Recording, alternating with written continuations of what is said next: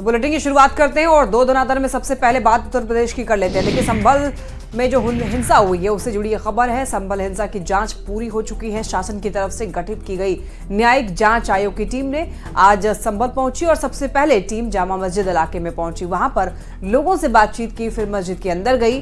Team करीब 15 minute मस्जिद के अंदर ही रही। उसके बाद मस्जिद से निकलकर संभल कोतवाली पहुंची। कोतवाली के अंदर जांच के बाद टीम हिंसा वाली जगह पर भी गई।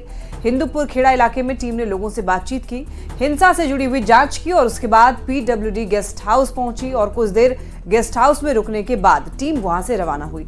गेस्ट हाउस से निकलते समय टीम ने मीडिया से जांच पूरी होने की बात कही। संभल में मस्जिद के सर्वे पर हिंदू पक्ष के वकील का बयान आ गया है। हिंदू पक्ष के वकील गोपाल शर्मा ने कहा है कि दोबारा सर्वे की मांग नहीं की गई है। सर्वे कंप्लीट हो गया। सर्वे के दौरान परेशानियां आई। मस्जिद में कोई गड्ढा नहीं खोदा गया था। फोटो खींचने के लिए वजू खाने का पानी निकाला गया। 10 दिन के अंदर सर्वे रिपोर्ट दाखिल होगी। अच्छा, क्या आप लोगों ने पुनः सर्वे की मांग की? नो तैयार हो गई है? नहीं, तैयार होती तो वो दाखिल कर देते। उन्होंने टाइम दिया है, न्यायालय द्वारा टाइम दिया है। अच्छा, पूर्वी ओर का और उत्तरी ओर का सर्वे नहीं हो पाया था? नहीं, ऐसा नहीं है, कंप्लीट हो सर्वे कंप्लीट हो गया। अच्छा, किसी भी तरह की क्या परेशानी आई थी सर्वे के समय में? क्या देखिए, सारे फोटो और जितने यूट्यूब पे चल रहे हैं वो आप सब लोगों को पता है। जो परेशानी आई थी तभी तो पुलिस सर, सर्वे में बेसिकली हुआ क्या? मतलब किस तरह की फोटोग्राफी थी, वीडियोग्राफी थी और उसके संभल जाने से सपा डेलीगेशन को रोकने पर अखिलेश यादव का बयान सामने आया। उन्होंने कहा है कि हम शांति और न्याय चाहते हैं। ये पूरा सरकार प्रशासन का कराया झगड़ा है। संभल जाना था। हम सब लोग शांति के पक्ष में हैं। वहाँ शांति हो, लोगों को न्याय मिले और न्याय मिलना जरूरी है। लोग और जो प्रशासन बातें समय समय पे कह रहा है वो सरकार के इशारे पे कह रहा है। इतनी तैयारी फोर्स की अगर पहले होती तो इतनी बड़ी घटना नहीं होती। लोगों को न्याय का भरोसा दिलाना इस सरकार की जिम्मेदारी है। आखिरकार दोबारा सर्वे क्यों करने का मन बनाया प्रशासन ने? दोबारा बनाया। और जब जा रहा था सर्वे की टीम में तो बीजेपी के कार्यकर्ता क्यों गए? ये पूरा का पूरा प्रशासन और सरकार का कराया हुआ झगड़ा है। आरएसएस के सर संचालक मोहन भागवत का बड़ा बयान आया है। जनसंख्या में गिरावट चिंता का विषय है। कम से कम 2 से 3 बच्चे होने चाहिए। जनसंख्या वृद्धि दर 2.1 होनी चाहिए। संख्येचा उल्लेख झाला, जनसंख्या कमी होते फार चिंता आहे. चिंतेचा विषय आहे. याचं कारण ते शास्त्र, लोकसंख्या शास्त्र जे आधुनिक ते असं सांगतं की 2.1 च्या खाली जायला लागलो तर तो समाजच नष्ट होतो. पृथ्वीच्या पाठीवर तो राहत नाही. कोणी त्याला मारेल असं नाही. तो काही नसलं संकट तरी तो समाज नष्ट होतो, पुढे चालत नाही. अनेक भाषा अशा नष्ट झाल्या, अनेक समाज असे नष्ट झाले. 2.1 च्या खाली येतं कामा. आपल्या देशाची जनसंख्या नीती 1998 वगैरे मध्ये ठरली का 2002 मध्ये ठरली, साल माहिती आहे मला. पण त्याच्यातही असं सांगतात की 2.1 च्या खाली नको. 2.1 म्हणजे 0.1 तर माणूस जन्मत नाही ना कधी. 2 पेक्षा जास्ती पाहिजे, 3 पाहिजे कमीत कमी, शास्त्र सांगतं. और बिहार में धर्मांतरण के मामले पर मंत्री नीरज बबलू का बयान सामने आया है। धर्मांतरण के खिलाफ कानून जरूरी है, ये बात बोला उन्होंने। और देखिए, धर्मांतरण बंद होने के कई फायदे होंगे। समाज में कई तरीके के विवाद जो है वो खत्म हो जाएंगे। धर्मांतरण पर रोक लगाना बेहद जरूरी है। धर्म बदलने वालों की बंद हो सुविधाएं। राजस्थान में धर्मांतरण के खिलाफ लाया गया है विधेयक। अब बिहार में भी कानून की मांग उठ रही है। निश्चित रूप से इस पे कानून आना चाहिए ताकि इस चीज़ से रोक लग सके। और सबसे बड़ी बात है कि कानून आने से पहले हम अपने सरकार में भी चाहेंगे कि अगर जो व्यक्ति धर्मांतरण कर लेता है उसको सरकारी लाभ ना मिले, इसका तो व्यवस्था सबसे पहले होनी चाहिए। लेकिन कानून आ जाए तो ये काफ़ी बेहतर रहेगा कि धर्मांतरण करने से रोक लग जाए। नहीं तो धर्मांतरण करने से कई तरह के विवाद होते हैं। शादी ब्याह लोग कर लेते हैं दूसरे समाज में जाकर के, दूसरे धर्म में जाकर के, तो धार्मिक उन्माद फैलता है, लड़ाई झगड़ा फैलता है। तो इन तमाम चीज़ों को रोक लगाने के लिए कानून बन जाए और कानून बनाना काफ़ी आवश्यक है, हम मानते हैं। वहीं बांग्लादेश में हिंदुओं पर हमले को लेकर केंद्रीय कपड़ा मंत्री गिरिराज सिंह ने राहुल गांधी पर निशाना साधते हुए कहा कि गुवाहाटी में केंद्रीय कपड़ा मंत्री ने बताया है कि राहुल गांधी आज बांग्लादेश में हिंदुओं पर हो रहे हमले पर चुप्पी साध रखा है, लेकिन संभल में पॉलिटिकल टूरिज्म करने जाने वाले हैं, जो बहुत ही दुर्भाग्यपूर्ण है। कांग्रेस को मुसलमानों में अपना वोट बैंक नजर आता है। गांधी की जुबान बांग्लादेश के हिंदुओं पर नहीं, अब वो 2 तारीख को कहां जाएंगे? संभल जाएंगे पॉलिटिकल टूरिज्म करने। भारत सरकार कड़े शब्दों में बांग्लादेश को चेतावनी दी है और वहां के हिंदुओं से अपील करता हूं, एकजुट रहो और भारत के हिंदू उनके पक्ष में खड़े। आम आदमी पार्टी के विधायक के जेल जाने पर केंद्रीय मंत्री चिराग पासवान ने अरविंद केजरीवाल पर जमकर निशाना साधा है। चिराग ने कहा है कि अगर देश की सबसे बड़ी भ्रष्टाचारी कोई अगर पार्टी है तो वो है आम आदमी पार्टी। उन्होंने कहा है कि उनके काल में जितना भ्रष्टाचार हुआ वो कभी नहीं हुआ और यही कारण है कि उनके नेता जेल गए और उनके सबसे बड़े नेता भी जेल गए। और तो और स्वयं ये मुख्यमंत्री रहते हुए ये जेल गए और अब इनकी पार्टी के नेताओं का नाम ना सिर्फ भ्रष्टाचार बल्कि एक्सटॉर्शन में भी उनका नाम सामने आ रहा है। दर्शाता है कि अगर देश के इतिहास में कोई सबसे बड़ी भ्रष्ट पार्टी रही है तो वो आम आदमी पार्टी ही रही है। और मुख्यमंत्री नीतीश कुमार 15 दिसंबर से यात्रा पर निकल रहे हैं, जिसमें जीविका दीदियों से वो सीधा संवाद करेंगे, जिले में चल रही योजनाओं की समीक्षा करेंगे। सीएम की यात्रा को लेकर मोतिहारी में भी तैयारियां शुरू हो गई।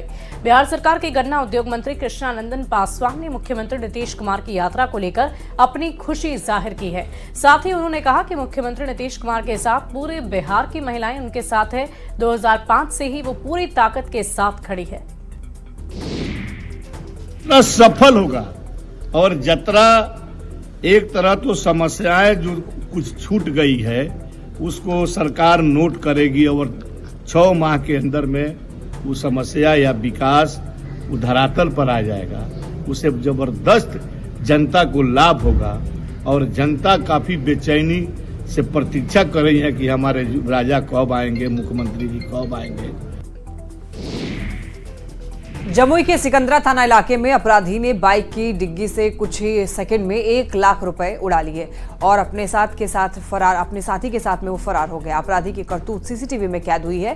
पीड़ित दामोदर प्रसाद डिग्गी में 1 लाख कैश रखकर के अपने एक साथी के साथ बैंक के कस्टमर पॉइंट गए हुए थे। जब वो वापस लौटे तो डिग्गी से पैसे गायब थे। इस मामले में पीड़ित सिकंदरा थाने में आवेदन देकर कार्रवाई की मांग की है।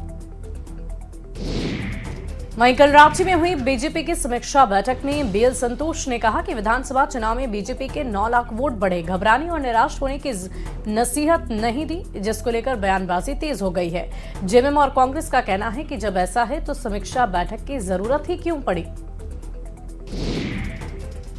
खुश होना चलिए अच्छा है, हौसला बढ़ाने के लिए इस तरह की बातें बोलनी चाहिए, लेकिन जब वोट प्रतिशत बढ़ा है, पिछली बार की तुलना में वोट टोटल वोट जो पोलिंग हुआ है वो बढ़ा है, फिर क्यों समीक्षा कर रहे हैं ये लोग? जब अगर निराश नहीं होना है तो ये निराश का समीक्षा क्यों? फिर सरकार के साथ स्वस्थ लोकतांत्रिक परंपराओं का निर्वहन करके एक विपक्ष की भूमिका अदा करें। सरकार के विकास योजनाओं में सार्थक पहल करें भारतीय जनता पार्टी, क्योंकि भारतीय जनता पार्टी की कथनी और करनी कुछ अलग अलग होती है। पहले तो ये सरकार बना रहे थे, अब हार की समीक्षा कर रहे हैं, अब कह रहे हैं कि 9 लाख वोट अधिक मिले। ठीक है, आपको 9 लाख अधिक वोट मिले होंगे, तो हमें यह लगता है कि समीक्षा करने की भी अब आपको आवश्यकता नहीं है। और रांची से एक बड़ी खबर, हेमंत कैबिनेट का विस्तार बहुत जल्द हो सकता है। विधानसभा सत्र से पहले विस्तार संभव। कैबिनेट विस्तार को लेकर के जेएमएम और कांग्रेस का ये दावा है। कहा है दिसंबर के पहले सप्ताह में ही कैबिनेट का विस्तार हो जाएगा। मंत्रिमंडल का फॉर्मूला लगभग तय माना जा रहा है। जेएमएम से 6, कांग्रेस से 4 और आरजेडी का 1 मंत्री संभव है। मंत्रिपरिषद में सामाजिक और क्षेत्रीय संतुलन का आधार भी देखने को मिल सकता है। अगली खबर उत्तर प्रदेश के वाराणसी से है, जहां देश के पहले अर्बन ट्रांसपोर्ट रोपवे परियोजना का पहला चरण अगले महीने में पूरा कर लिया जाएगा। बड़ी खबर यह है कि 3 दिसंबर से रोपवे पुलिंग की शुरुआत भी हो जाएगी। फरवरी में फाइनल ट्रायल होगा, यानी कि अब वो वक्त करीब आ गया है जब काशी को आसमान से निहारते हुए आप कैंट स्टेशन से गोदौलिया तक पहुंच सकते हो। हालांकि अभी पहले चरण में कैंट स्टेशन से रथ यात्रा तक रोपवे की शुरुआत होगी। उत्तर प्रदेश के कानपुर के रिमझिम इस्पात फैक्ट्री पर आयकर विभाग की छापेमारी। आपको बताते चलें कि हमीरपुर, कानपुर समेत देश भर के करीब 50 ठिकानों पर आयकर विभाग की टीम ने छापेमारी की। फर्जी फर्मों से करोड़ों की लेनदेन की आशंका पर टीम जांच पड़ताल में जुटी है।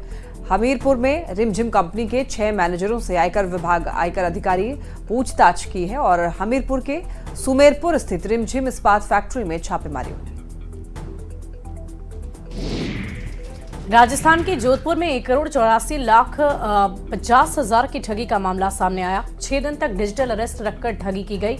11 चेक के जरिए ठगी हुई। पीड़ित पेट्रोलियम में कार्यरत था, जिसने साल 2020 में वीआरएस लिया था। साइबर ठगों ने आरबीआई अधिकारी को फोन किया, मनी लॉन्ड्रिंग मामले में जेल पहुंचाने की धमकी दी। पुलिस फिलहाल मामले की जांच पड़ताल कर रही है। और एक खबर कटिहार से, यहां पर आपको बता दें कि जमीन विवाद में युवक की हत्या कर दी गई। गोलीबारी में 2 लोग घायल हुए। इस मामले में पुलिस ने 4 लोगों को गिरफ्तार कर लिया। यह मामला मनसाही के कुरेठा पिंड का है।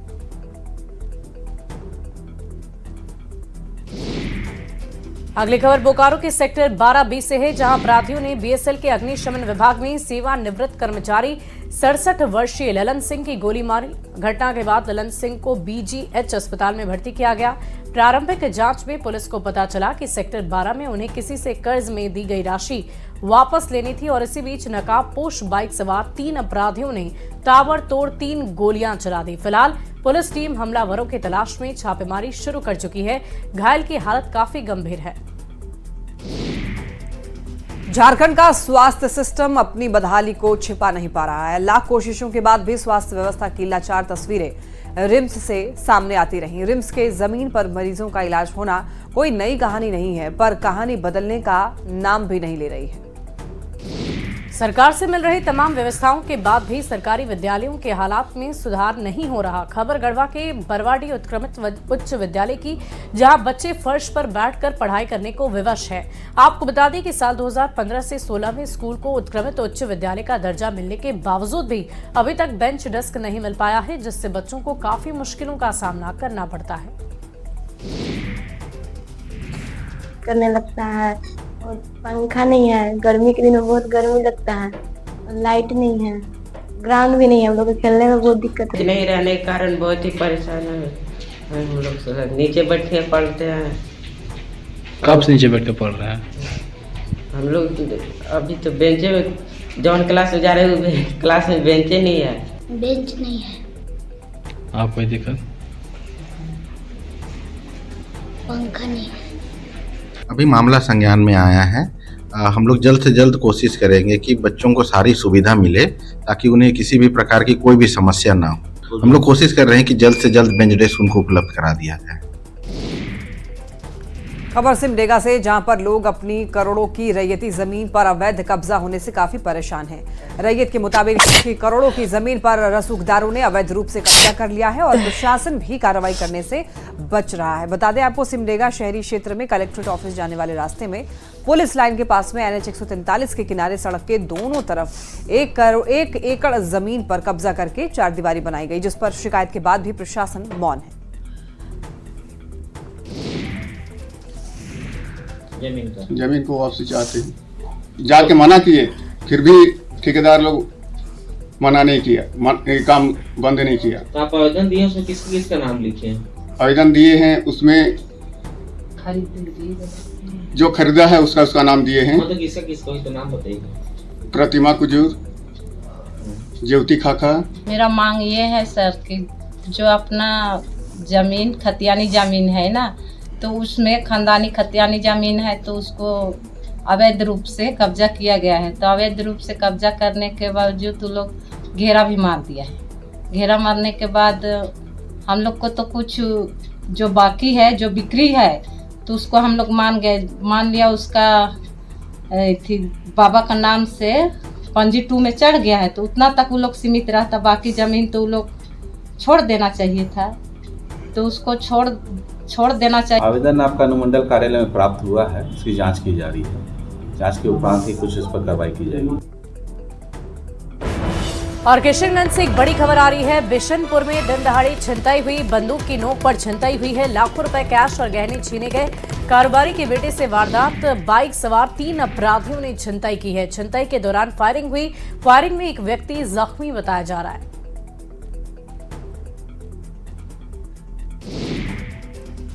और आपको गढ़वा की खबर बताते हैं, जहां पर कांडी प्रखंड के बलियारी पंचायत में जंगल से भटककर एक बारहसिंगा पहुंच गया, जिसे देखने के बाद ग्रामीणों ने उसे पकड़ करके रस्सी से बांध दिया और वन विभाग को इसकी सूचना दी। मौके पर पहुंची वन विभाग की टीम के 2 सदस्य बारहसिंगा के हमले से घायल हो गए और गाड़ियों को भी नुकसान पहुंचा। बारहसिंगा को काफी मशक्कत के बाद पकड़कर जंगल की ओर छोड़ा गया।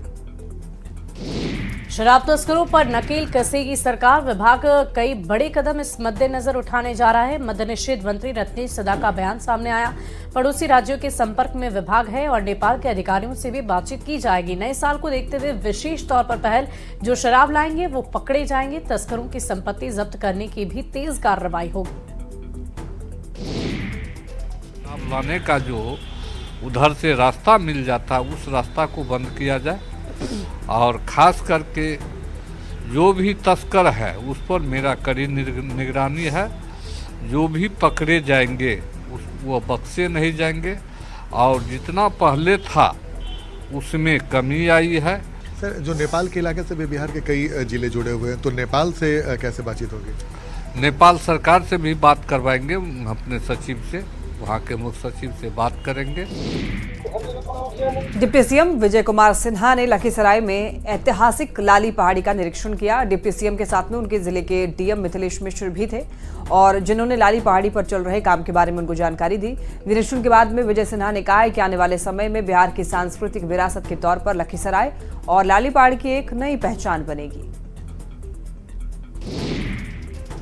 तपस्थली है, बैठने का, सोने का कमरा, बहुत बड़ा आंगन है, कई पिलरों का।